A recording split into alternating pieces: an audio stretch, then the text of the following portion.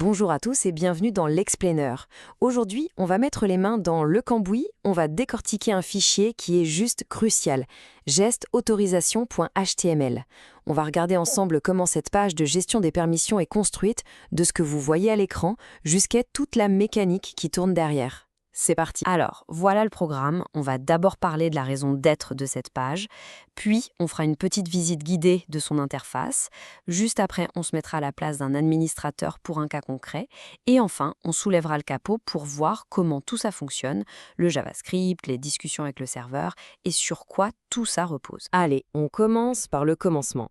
À quoi sert cette page au juste? Quelle est sa mission principale? Et pourquoi est-elle si importante pour un administrateur système? Sa mission, en gros, c'est de permettre un contrôle chirurgical sur les accès.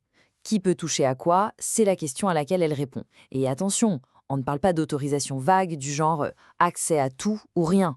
Non, là c'est de la dentelle. On gère les droits répertoire par répertoire et pour chaque utilisateur. C'est le véritable centre de commandement pour la sécurité des accès. Ok, on a compris la mission. Maintenant, regardons à quoi ça ressemble. On va faire le tour du propriétaire, voir ce que l'administrateur a sous les yeux et les outils qu'il peut utiliser. Alors, tout démarre avec une action très simple.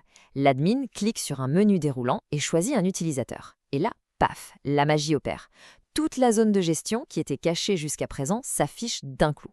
C'est une super idée de conception. Ça évite de surcharger l'écran. On ne vous montre les outils que quand vous en avez besoin. C'est ce premier choix qui débloque tout le reste. Une fois l'utilisateur choisi, l'écran se coupe en deux. À gauche, vous avez la boutique des permissions. L'admin peut y faire une recherche pour trouver un dossier précis, et d'un simple clic sur le petit bouton « Plus », il peut l'ajouter à la liste des droits de l'utilisateur. C'est le côté « Je donne », là où on distribue les accès. Et de l'autre côté, à droite, on a le bilan. C'est la liste de tout ce que l'utilisateur a déjà le droit de faire. Et si on veut retirer un droit? Facile, il y a un bouton X juste à côté. Une fois que l'admin a fini ses ajouts et ses retraits, il clique sur « Enregistrer » et hop, tout est envoyé au serveur. Une petite bannière verte apparaît pour dire « C'est bon, mission accomplie ». C'est simple, c'est clair, c'est efficace. Bon, on a vu toutes les pièces du puzzle, maintenant on va les assembler. Mettons-nous dans la peau d'un admin et suivons son parcours pour modifier les droits d'un collaborateur. Le workflow est super intuitif. Regardez, étape 1, je choisis l'utilisateur, disons Sophie. Étape 2, je cherche le dossier Projet client 2024. Étape 3, je clique sur le plus pour lui donner l'accès. Étape 4, tiens, je vois qu'elle a encore accès aux archives de l'année dernière, ça n'a plus lieu d'être. Je clique sur le X pour faire le ménage. Et étape 5, je suis contente de mes changements, j'appuie sur enregistrer. C'est un processus vraiment fluide qui guide l'utilisateur et limite le risque de se tromper. Ok, on a bien regardé la carrosserie, elle est plutôt bien pensée. Maintenant, il est temps de soulever le capot et de jeter un œil au moteur. C'est le JavaScript qui fait tourner toute cette belle mécanique interactive. Ce qui est vraiment malin ici, c'est la façon dont le code est rangé. On a deux choses bien distinctes. D'abord, un tout petit script qui joue le rôle de videur. À l'entrée de la page, il vérifie si vous avez bien le droit d'être là. Ensuite, tout le reste, toute l'intelligence de la page, est dans un fichier séparé.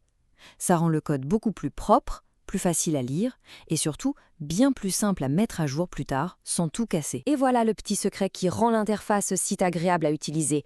Quand l'admin clique sur un plus ou un X, le changement à l'écran est immédiat. Comment c'est possible?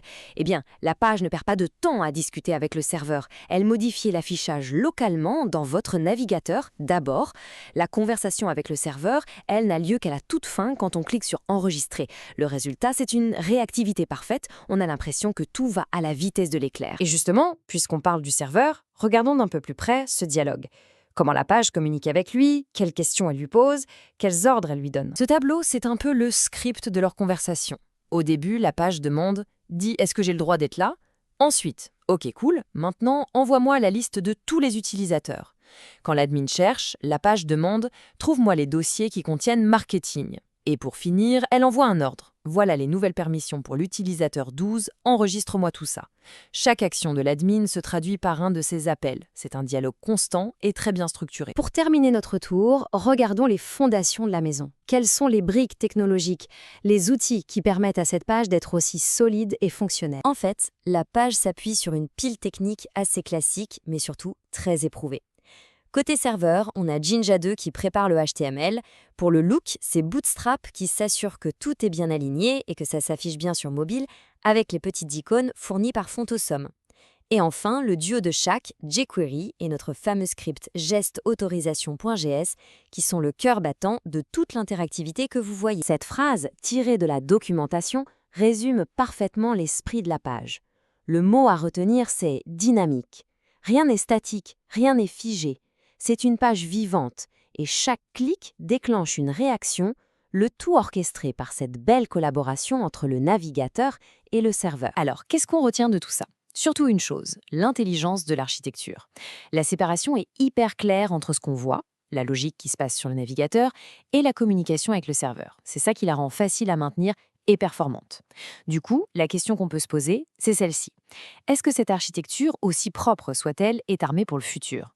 C'est le grand défi de toute application bien conçue. Merci beaucoup de nous avoir suivis et on se retrouve très vite pour un prochain explainer.